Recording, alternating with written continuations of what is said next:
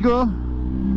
At papunta na tayo sa clinic ni Doc JM dyan sa may Punta Uno, sa may tapat ng 7-Eleven, Kalilim Dental Center. At papunta na tayo ngayon doon para makisuporta sa kanyang opening, no?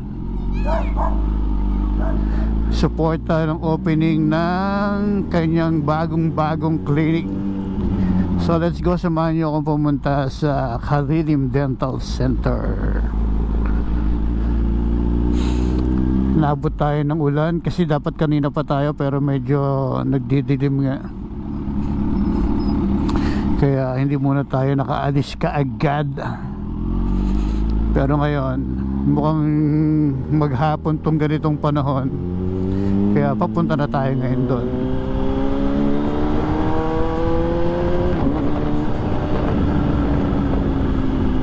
Malapit lang naman dito sa bahay yung clinic ni Doc JM. Siguro wala pa mga 10 minutes or 15 minutes nandoon na tayo.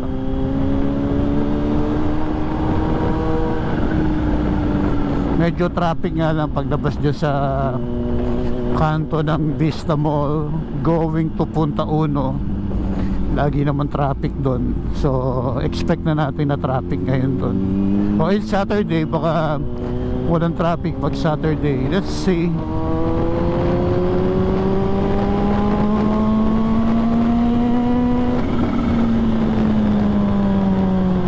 So ang gamit ko ngayon si Hoka Pepe, kasi pag medyo sinipag tayo, dadaan tayo ng Static Crew Car and Coffee para magpa-bike wash.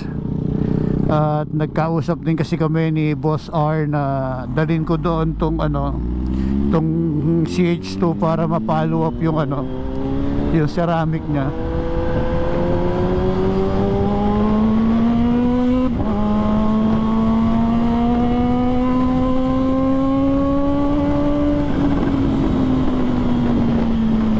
So pag maaga tayo natapos at hindi umulan, pag umulan syempre hindi tayo pupunta. At hindi umulan at mukhang namang uulan, pupunta tayo ng car crew, static crew car and coffee. Ano ba yan? Nagkabuhol-buhol na sila. Pero ngayon unahin natin si Doc JM. Hindi ko alam kung magpapalinis na ako ng ngipin kasi may ipapagawa ako kay Doc JM May ipapagawa ako sa kanya sa ngipin ko. Dito na tayo dumaan sa taas. May ipapagawa ako sa kanya. Usapan na namin yun. Dapat yun kay Doc Al, kaso si Doc Al lumipat na ng lumipat na si Doc Al ng Manila. So kung natatandaan, si Overheat PH, isa nating kaibigan na dentista, lumipat na kasi siya ng Makati. So sa Makati na siya nagki-clinic ngayon. Ang layo para puntahan. Sakto naman to si Doc Al, si Doc JM nagbukas malapit dito sa atin. Kaya dito tayo kay Doc JM. Si Doc JM, nakikita nyo na yung minsan sa vlog ko, yung naka Mustang 5.0 na black.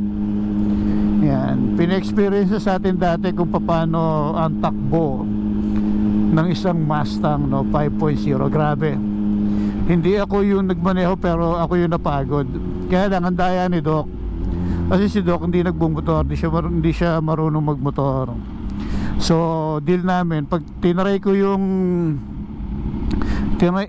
sumakay doon sa kanyang Mustang, itatry niya rin umangkas sa akin.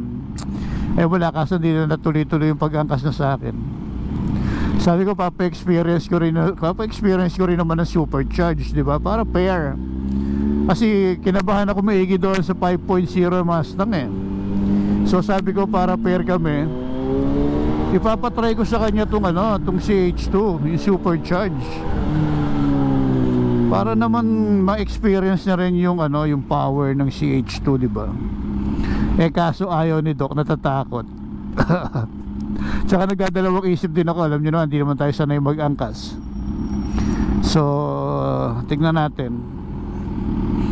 Pero ngayon, suporta muna tayo kay Doc JM sa opening ng kanyang dental clinic, no? Kalilim Dental Clinic.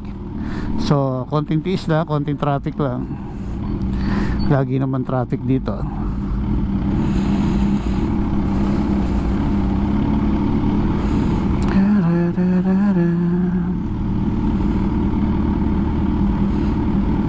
Hindi na ako nag-sounds, lapit lang naman.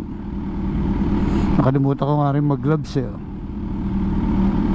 Komportable kasi talaga ako ng walang gloves, pero huwag niyong gagayahin kasi syempre safety first. Ako nakalimutan ko eh. Nasa labas na yung gloves ko, nakalimutan ka. Hirap na tumatanda.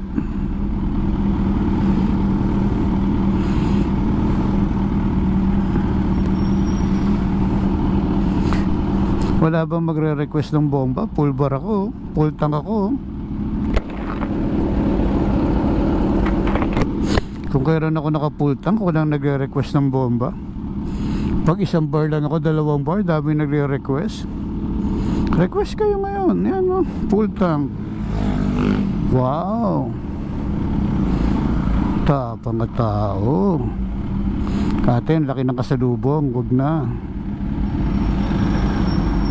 Huwag ate. Tabi tayo, laki niyan, no? Durug-durug tayo dyan. Ano pa naman yan? Cement mixer. Durug tayo dyan, ate. Walang matitira sa atin dyan, kundi ala-ala na lang. Tapang. Oh. Tapos sabi sa balita, pag big bike daw, pag overtake parang kanila kalye. Hindi naman lahat.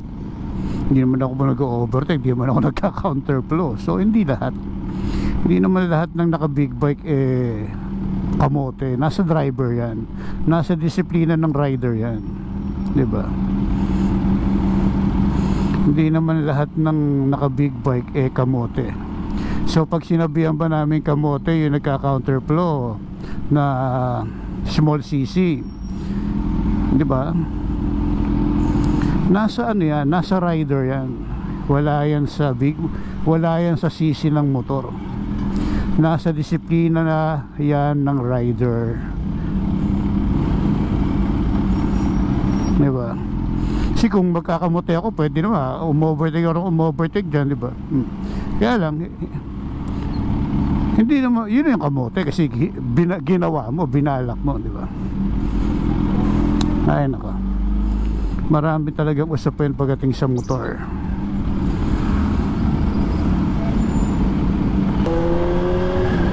So ito na yung clinic ni Doc JM.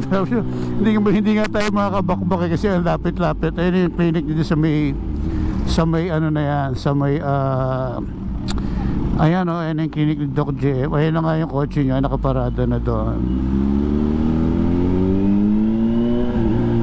So dito tayo pumarada sa tabi ni Doc JM. Ayan, tayo pumarada sa tabi ni Doc JM. Yan. Yan, sakto. Yan.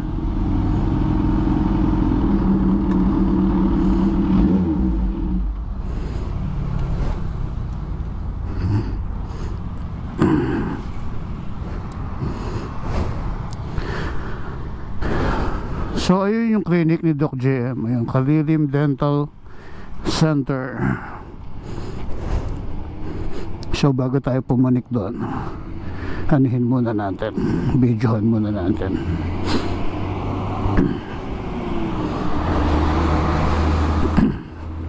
So ayun yung office ni Doc JM, office, dental clinic niya, Kalilim Dental Center. So panik lang tayo sa taas para ma-videohan natin yung loob.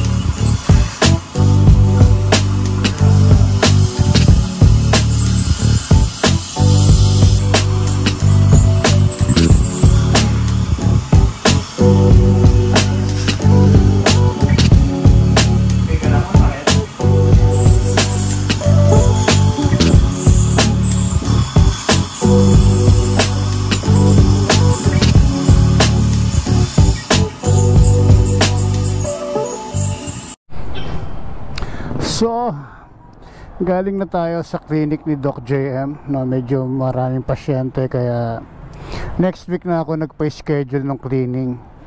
Sasabay na ako sa ate ko kasi magpapalinis yung ate ko. So sasabay na ako sa ate ko. So meron naman tayo na collect ang video, no? So shoutout ko lang Boss JM, no?